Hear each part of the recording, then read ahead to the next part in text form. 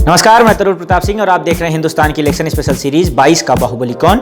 डालते हैं एक नजर आज की चुनावी खबरों पर। उत्तर प्रदेश में चौथे चरण का चुनावी मतदान हुआ संपन्न, दिग्गजों की किस्मत ईवीएम में हुई कैद। दूसरी खबर भी उत्तर प्रदेश से। उत्तर प्रदेश में 5वें चरण के लिए पार्टियों ने भरा जोर, चुनावी शोर हुआ तेज।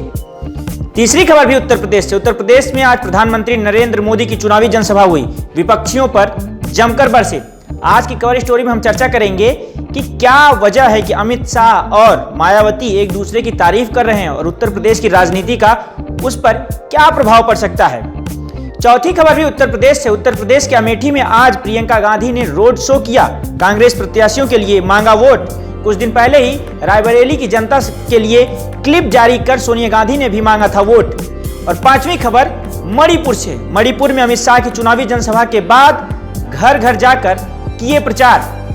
अब चलते हैं आज की कवर स्टोरी की तरफ। आज की कवर स्टोरी में हम चर्चा कर रहे हैं कि अमित शाह और मायावती क्यों अचानक चुनावी शोर के बीच, चुनावी मतदान के बीच, खासकर उत्तर प्रदेश में एक दूसरे की तारीफ कर रहे हैं। असल में एक इंटरव्यू में अमित शाह, जो कि केंद्रीय गृह मंत्री हैं और भाजपा के पूर्व राष्ट्रीय अध्यक्ष हैं, उन्होंने कहा कि उत्तर प्रदेश में मायावती और बसपा का वजूद बना हुआ है और वो बड़ी संख्या में दलित और मुस्लिम वोट बैंक को एक साथ लाने में सफल होंगे। और चुनावी नतीजे, उन्होंने कहा कि ये हो सकता है कि वोट का कितना सीट में परिवर्तन होगा ये तो आने वाला परिणाम बताएगा, लेकिन उन्होंने कहा कि बसपा का वजूद उत्तर प्रदेश में समाप्त नहीं हुआ है।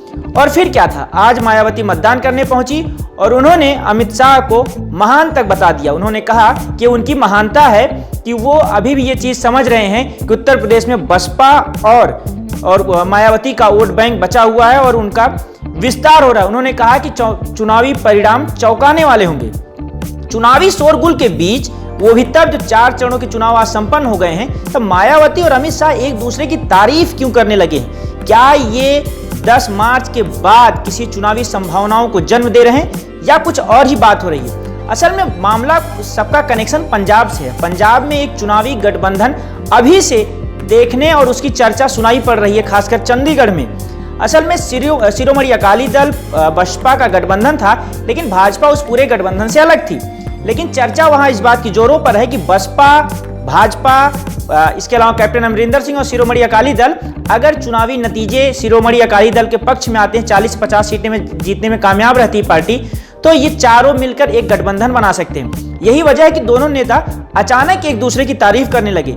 वहीं एक और वजह हो सकती है कि उत्तर प्रदेश में खासकर बसपा चाहती है कि सपा, समाजवादी पार्टी सत्ता में न आए। ऐसे में मायावती किसी अन्य पार्टी के समर्थन के लिए हो सकता है भाजपा का रुख करें।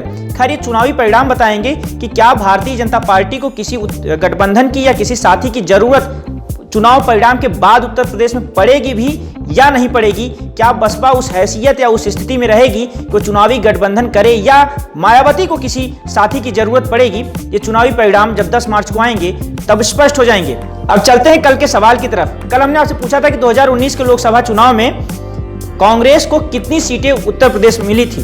तो जवाब है, महज 1 लोकसभा सीट कांग्रेस जीतने में सफल हुई थी, वो भी रायबरेली से सोनिया गांधी जीतने में सफल हुई थी। अब आज का सवाल है कि क्या प्रियंका गांधी उत्तर प्रदेश के किसी विधानसभा सीट से विधायक हैं? मैं सवाल दोहराता हूं, क्या प्रियंका गांधी उत्तर प्रदेश के किसी विधानसभा सीट से मौजूदा समय में विधायक हैं? अपना जवाब हमें कमेंट बॉक्स में लिखकर बताइए। कल फिर मिलेंगे, तब तक के लिए अपना ध्यान रखिए। नमस्कार।